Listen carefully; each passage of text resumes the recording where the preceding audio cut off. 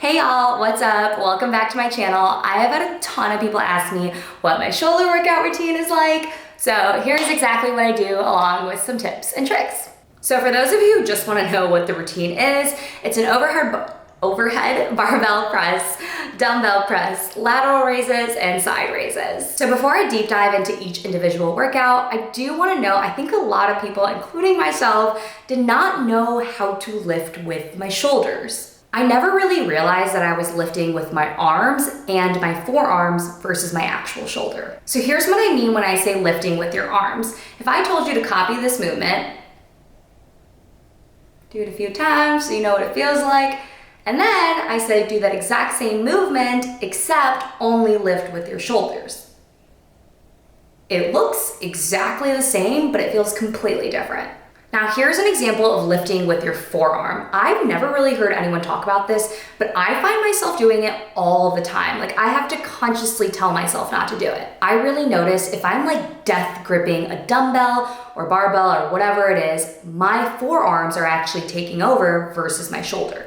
So the way that I like to think about it is your hand is almost like a hook, right? So, okay, let's see if I can do this. If your hand is like this and it's a normal hook, you just put it in. It's not gonna fall, but I'm not like gripping it now. As an example, right, you're gonna put the dumbbell in your hand, just put your hand out and squeeze like you normally would to keep something up.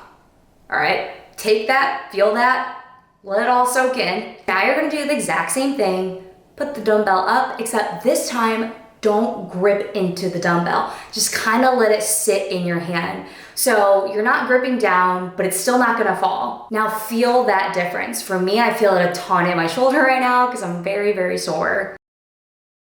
When sitting down for a dumbbell press, I really make sure to find that spot where my heels dig into the floor the most. I've talked about this before, but you really want to stabilize your body, and the reason why you want to do that is because one, it's less work for your core, which a lot of people have weak cores, but two, it's really much easier to focus on whatever muscle group you're working. Okay, so I found the place where my heels dig into the ground the most. Then what I really like to do is I love to push down into the ground and then back. So I'm like digging into the ground and then pushing my body back. And for the rest of the setup, I wanna make sure that my chin is slightly tucked in, so I have a neutral spine. We don't wanna mess up our spines. I wanna pull my shoulders back so that they're not hunched over and rounded. And then I wanna make sure to engage my core. So really making sure that it's tight. I like to use the analogy of someone is gonna punch me in the stomach and I'm flexing. So for the actual movement itself, a lot of people like to go parallel to the body. I prefer to be at a slight angle. I just noticed that it works out my shoulder a lot more in this. And another thing that I do differently is instead of going straight up, I actually prefer to go at a slight angle. Here's a side view, I feel like it's more helpful. So a lot of people go straight up and parallel to their body. I take mine into an angle and then angle it again, kind of like that.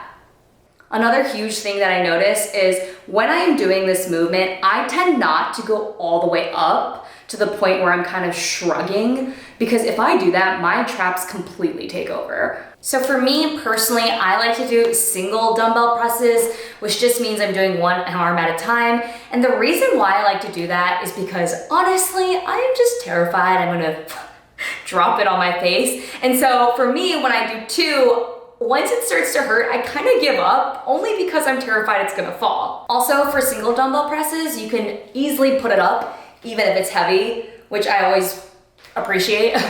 And then when it does feel like it's gonna fall, I can use my other arm to grab it. So I feel like personally with me, it's a psychological thing. If I do one arm at a time, I can really push myself more. Oh, and another small but important tip is to use a bench with the back, because when you push back, it's gonna help you stabilize.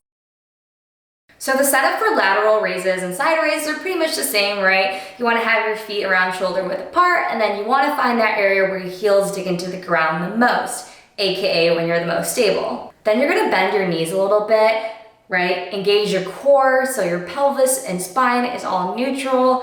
Keep your chin tucked in. And then when you go to raise, here's the part where I mean when I say you have to lift with your shoulder. So you're gonna grab your weights, but don't grip down on them. So they're in your hand, right? but you're not gripping down. They're just chilling in your hand. So for the lateral raises, I'm just gonna go up, kind of at like a 45-degree angle.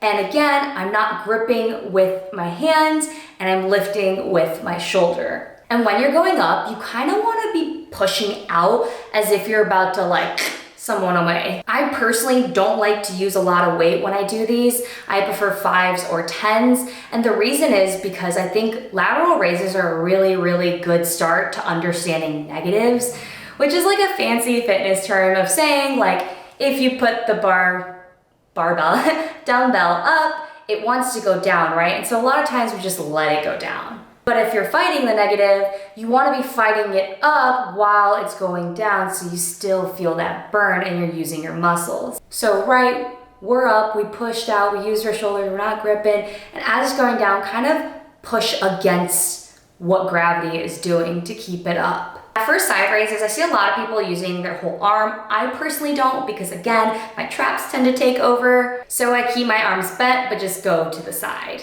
So again, the big difference is when I'm doing a side raise, I'm just doing it on the side versus a lateral, I'm going at an angle at 45 degrees. So for the overhead barbell press, I'm just gonna use this bar. I think it's like a 5-pound bar.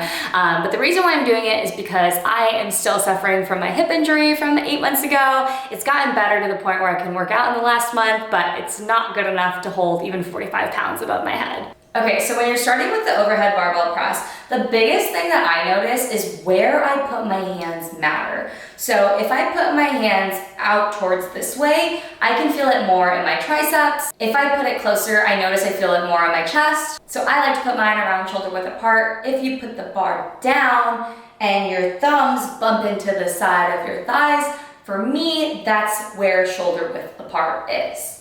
Now for the actual setup, my legs are about shoulder width apart, right? And again, I'm finding that spot where my heels dig in the most, so I'm most stabilized. I know a lot of people do this straight up. I like to personally bend my knees just a little bit, and that's because it reminds me to engage my core. Just like the other exercises, I wanna make sure that my spine is neutral, so I'm tucking my chin just a little bit, and I wanna make sure my shoulders aren't rounded, so I take them back.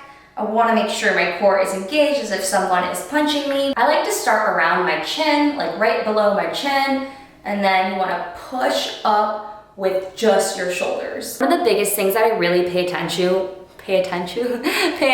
to when I do this workout is really making sure my wrist is straight. So you want to make sure that your wrist is straight, not like that or like that, because that's really bad for our wrist. I'm sorry if that was a bad demonstration, y'all. My hips really hurt. It's actually getting hard for me to stand even right now, so just bear with me. Hopefully that was helpful. Let me know if you guys have any questions, and like and subscribe.